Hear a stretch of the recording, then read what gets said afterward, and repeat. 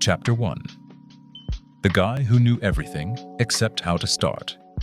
Ethan Cole was the kind of guy who had a Notion dashboard for his Notion dashboard. 34, living in Austin, working remote as a UX designer for a mid-tier SaaS company. Decent paycheck, stock options that sounded impressive at parties. Clean LinkedIn.0 personal projects actually shipped. And that was the crazy part. Ethan wasn't lazy. He was obsessed with improvement. He woke up at 6, took cold showers, journaled, tracked his habits, and ran on weekends. He owned more productivity books than most people owned shoes. He had ideas stacked up like unopened packages, a design mentorship program, a YouTube channel, a paid newsletter, even an app concept fully mapped out.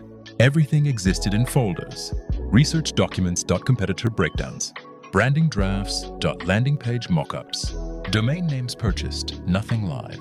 He kept saying he was building something big. He just needed the right time. The right time had been next quarter for 2 straight years. Chapter 2. The Comfort of Almost. There's something dangerously comfortable about almost.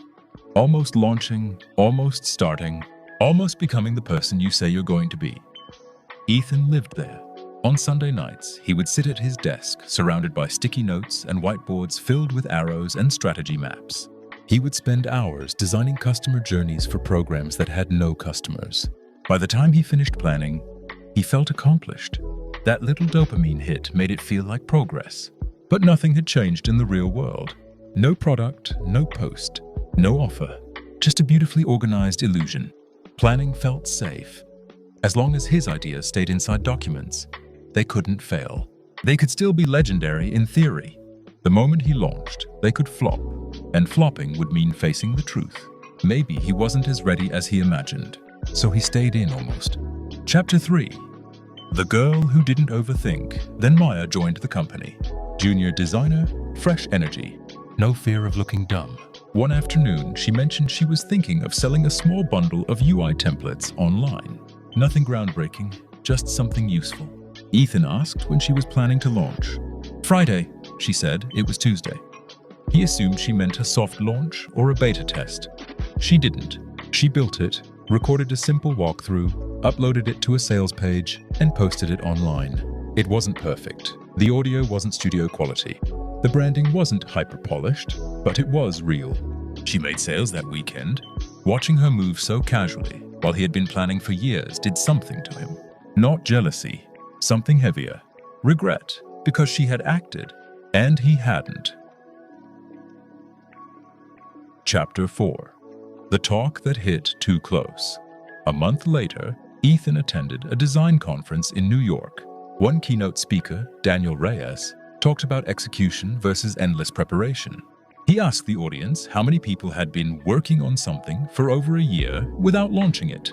A lot of hands went up. Daniel said something simple but sharp. You're not preparing. You're protecting your ego.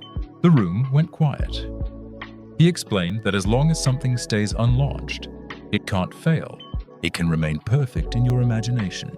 The fear of looking foolish for 1 week keeps people stuck for 5 years. Ethan felt exposed because that was him.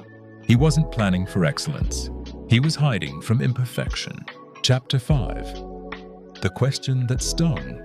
After the talk, Ethan spoke with Daniel and admitted he was scared to launch his mentorship program. Daniel asked how long he had been planning it. 2 years. How many people had he helped? None. Then Daniel asked a question Ethan couldn't dodge.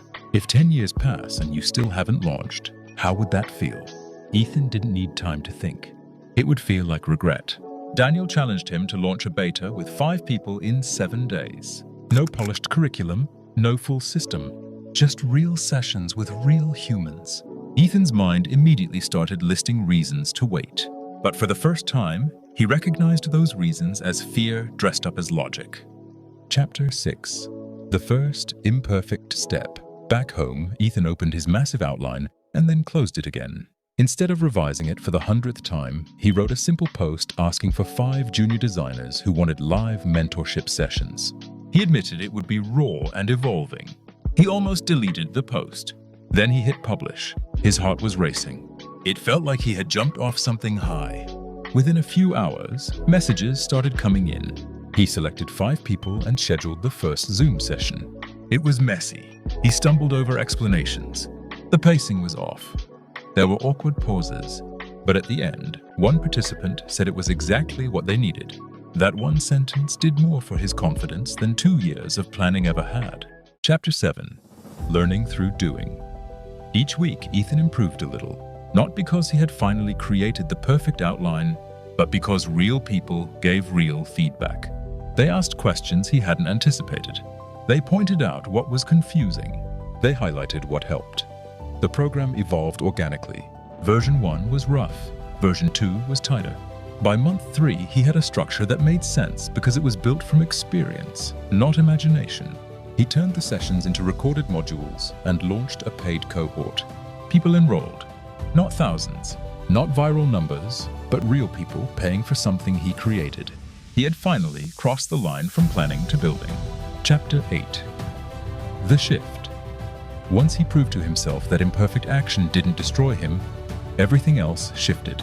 He pitched ideas at work without obsessing over flawless presentations. He started posting online without rewriting captions 20 times. He stopped waiting to feel completely ready in other areas of his life. He noticed something consistent. The anxiety before action was always worse than the action itself. His brain exaggerated the risk. Reality was usually manageable. Momentum began to replace hesitation. Chapter 9. What actually changed? A year later, his mentorship program had hundreds of alumni. It wasn't perfect, it was evolving, but it existed. When he looked back at the first session recording, he almost laughed. It was awkward and unpolished, but that imperfect session was the turning point, because that was the moment he stopped protecting the idea of who he could be and started becoming who he actually was. Planning had kept him comfortable. Action forced him to grow. Chapter 10. The real question. So now it comes back to you. What's the thing you keep saying you're building that doesn't exist yet? The business idea sitting in notes. The book outline with no chapters written. The channel you keep researching but haven't started. Be honest with yourself. Are you preparing or are you protecting your ego? You don't need a master plan to begin. You need a first move. Send the message, publish the draft, launch the beta, record the imperfect video. You can improve something that exists. You can't improve something you never start. The shift doesn't happen when everything is perfect. It happens when you decide that imperfect action is better than perfect delay.